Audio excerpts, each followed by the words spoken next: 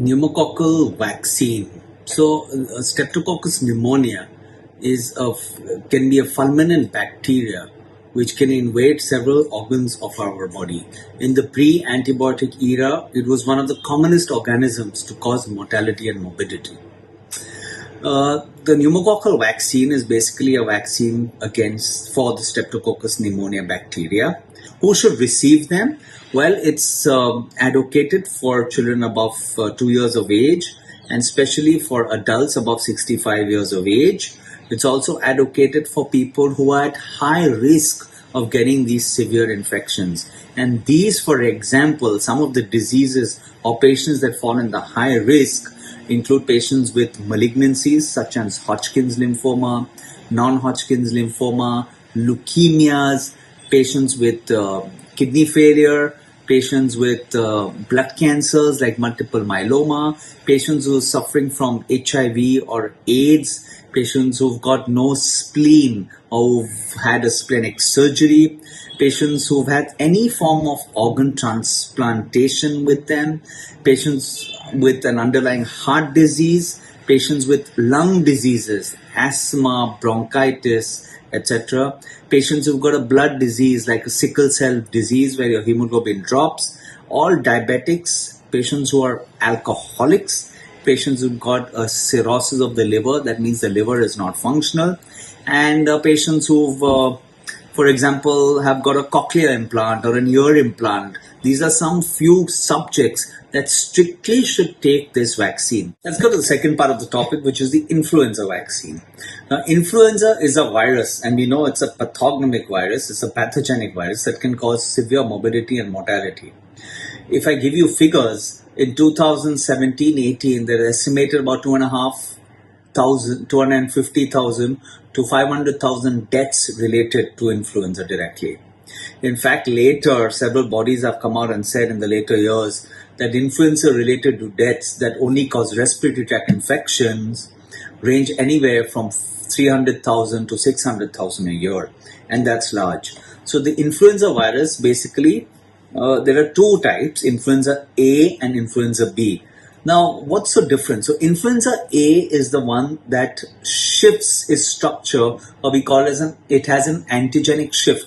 So the antigenicity of the influenza virus changes mainly because of influenza A. And that's why there is a need of a vaccine annually or regularly once the antigenicity of the virus changes. What happens? Well, the introduction of the virus metabolizing antibodies against this hemagglutinin of the influenza virus protects us after we take an influenza shot. When does influenza typically occur? Influenza typically occurs during the winter season, so the northern hemisphere is typically October onwards, and that's when you start getting a new vaccine. So, as I told you, it's basically the influenza A that's the antigenic one, and that's why we start getting shifts, and that's why we need vaccine every year. I just wanted to bring to light that have we had pandemics related to influenza in the past? Surprisingly, the 1919 and the 1920 pandemic 100 years ago was because of influenza.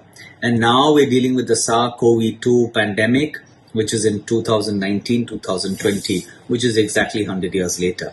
But what's happened between these 100 years, in between the 100 years of 1919 and 2019? And specifically related to influenza, have we had some pandemics? And you'll be shocked. 1889, 1890, we saw a pandemic related to H2N8.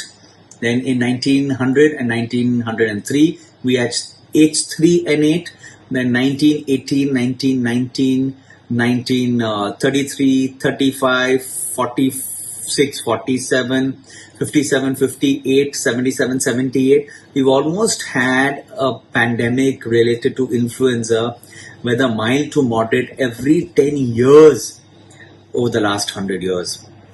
And most of them have been because of H1N1.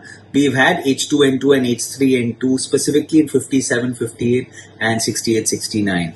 The last big pandemic that we all remember was in 2009, 2010, which was related to H1N1, which started from Hong Kong. And so the influenza virus is pretty virulent. As you can see, it changes its antigenicity every now and then. So it's a very smart virus. That's why the need to take an influenza vaccine is imminent. We need to prevent deaths. Let me tell you one thing. Vaccines save lives and fear only endangers them. So it's really important to get this concept of fear of vaccination. So the influenza vaccine is a quadrivalent vaccine. Quadri means 4. So there are 2 influenza A antigens and 2 influenza B antigens. It's given to everyone above 6 months of age. In the adult population, I would give it to everyone, but specifically the high-risk groups, as discussed with the pneumococcal, should be a candidate for them. So diabetics, hypertensive, patients with heart disease, malignancies, transplant patients, patients who got a lung issue like COPD, asthma, all certainly should be on an influenza vaccine or should take an influenza vaccine every year. This vaccine is to be given every year. It's given intramuscularly every year. As I've discussed in the previous 10 minutes, because of the shift of the antigenicity, this needs to be given repeatedly year on year. Sometimes, because of a rapid shift, also you may get a vaccine a little earlier than a year. It's a very safe vaccine. It should be given on the arm. Side effects range from just pain at the site of injection, some redness, some swelling, malaise, fatigue, feverish-like feeling, a little bit of tiredness can happen for 24 to 48 hours. If you're allergic to the vaccine, you certainly should not take it. Any vaccine should be taken in consultation with your primary care physician. So I would advocate at least an influenza vaccine. We've forgotten the influenza pandemics and just gone behind SARS-CoV-2 and waiting for a vaccine for SARS-CoV-2. Have we really done justice to ourselves by not taking the influenza vaccine that we have for over so many decades now?